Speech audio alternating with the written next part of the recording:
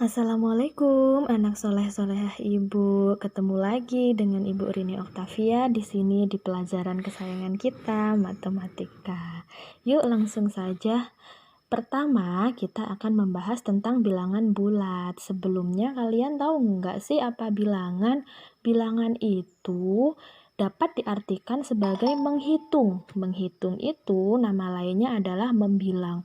Jadi di sini kita pasti nggak kelewat kan dengan yang namanya menghitung. Makanya matematika itu sangat penting di kehidupan kita karena memang sebenarnya matematika itu kita pakai terus-menerus dalam kehidupan kita. Nggak usah panjang lebar, langsung saja Ibu jelaskan tentang pengertian bilangan. Bilangan itu adalah membilang ya atau menghitung. Sudah Ibu katakan tadi.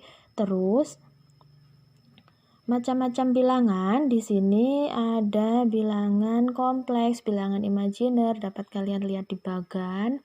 Berbagai macam bilangan itu ada yang namanya bilangan bulat. Langsung saja kita fokus ke bilangan bulat ya. Bilangan bulat adalah gabungan dari bilangan bulat positif, 0, dan bilangan bulat negatif. Jadi di sini ada 0. 0 ada di tengah. Terus di sebelah kanan 0 ada bilangan positif dan di sebelah kiri 0 ada bilangan negatif. Untuk dari 0 ke kanan 0, 1, 2, 3, 4, 5 gitu ya. Itu dinamakan bilangan cacah. Nah, kalau dari 1 ke kanan dan seterusnya, misalnya 1, 2, 3, 4, 5 itu namanya bilangan asli.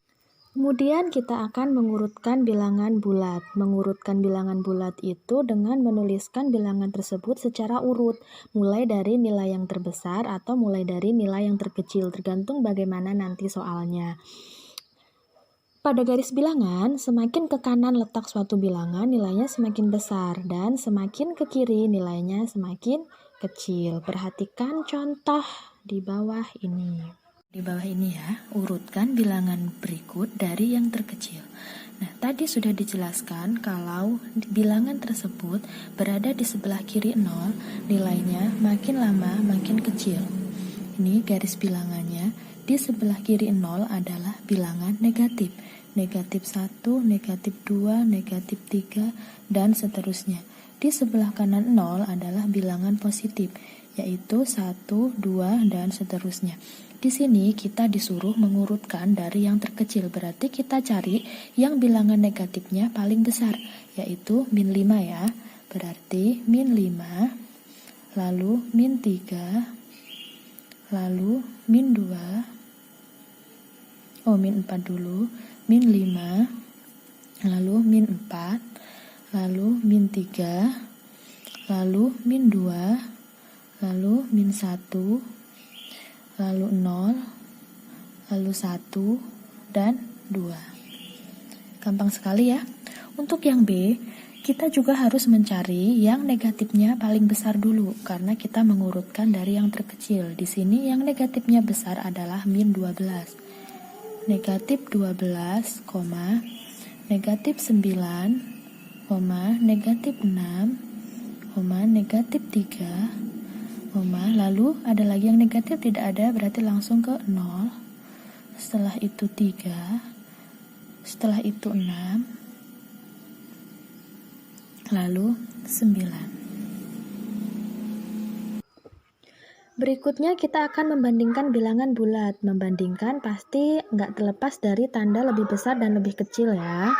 Untuk tanda lebih besar dan lebih kecil bisa kalian simak di video berikut ini. Contoh soal selanjutnya adalah membandingkan bilangan bulat. Perhatikan ya, salin dan sisipkan lambang lebih kecil atau lebih besar agar kalimat berikut bernilai benar. Ini adalah lambang lebih kecil.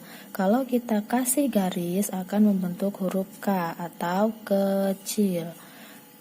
Ini adalah lambang lebih besar ya. Lebih besar kalau kita garis akan membentuk huruf B, yaitu bisa diartikan besar. Jadi perhatikan, 8 titik-titik 6. 8 lebih besar dari 6. Negatif 3 itu lebih kecil kecil dari 0. Kenapa lebih kecil? Karena nilainya ada di sebelah kiri 0 ya.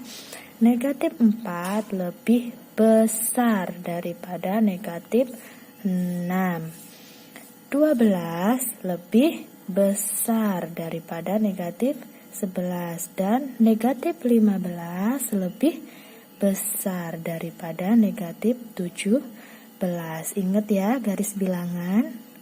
Untuk negatif, semakin ke kiri nilainya semakin kecil. Jadi, negatif 15 dan negatif 17 itu besar negatif 15. Oleh karena itu, negatif 15 lebih besar dari negatif 17.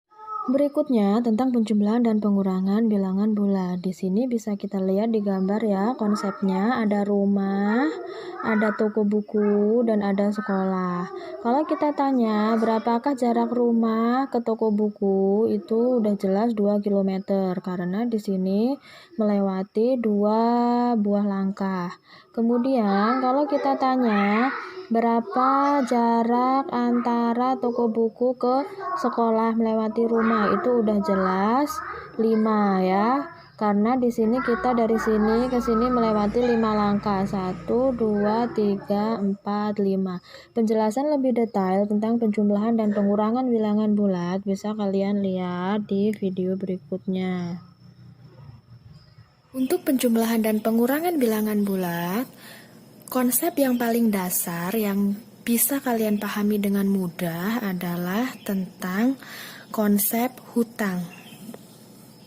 Ya, jadi negatif itu diibaratkan saja sebagai hutang. Misalnya, hutang 5 ditambah hutang lagi 5 sama dengan hutang 10 kan? Ya. Negatif 5 ditambah negatif 5 sama dengan negatif 10. Kita punya hutang 5, terus kita hutang lagi 5, berarti kan hutangnya 10. Nah, begitu juga dengan misalnya kita punya duit 7, terus kita hutang 10. Berarti kita hutang ini ya, karena duitnya cuma 7 kok hutang 10, jadinya negatif 3 atau masih punya hutang 3. Contoh berikutnya, kita punya hutang 10, kita bayar 20. Nah, kalau seperti ini, hutangnya 10 ditambah 20 atau dibayar 20. Berarti duitnya tinggal 10, nggak ada hutang ya, jadi nggak ada min. Contoh berikutnya, misalnya, kita punya duit 15, hutang 10, berarti duitnya tinggal 5. Berikutnya lagi, misalnya kita punya hutang 7, hutang lagi 3, berarti hutang kita ada 10 gitu.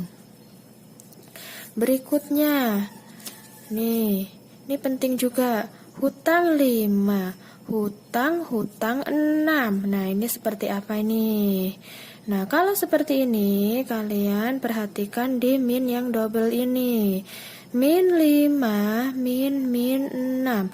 Ini minnya double ya.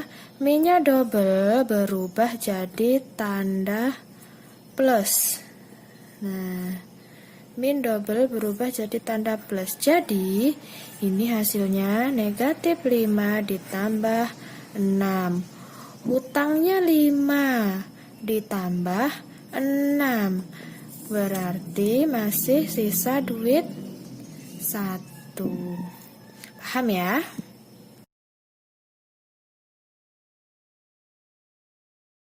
Yuk kita bahas contoh soalnya ya. Di soal ada pertanyaan, suhu udara di lereng Gunung Bromo pada pagi hari 30 derajat Celcius. Jadi, suhu lereng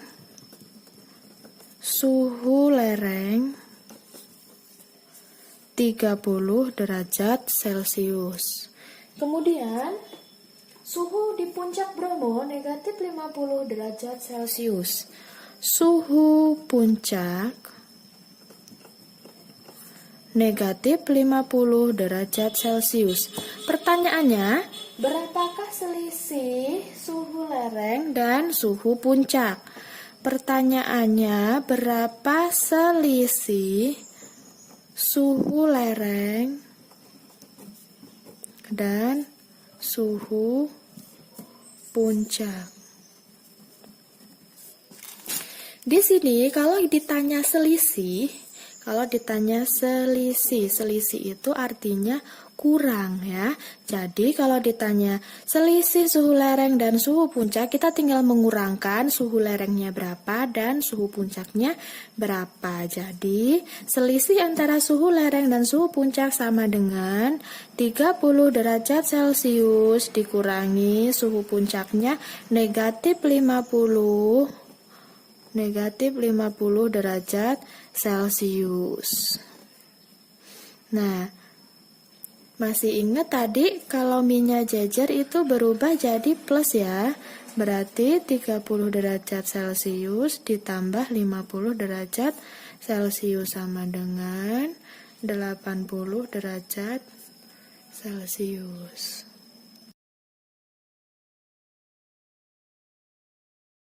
Bahas soal berikutnya. Di sini diketahui suhu di Jakarta pada termometer 34 derajat Celcius di atas 0. Suhu di Jakarta ya. Suhu Jakarta 34 derajat Celcius di atas 0. Kalau di atas 0 berarti positif ya.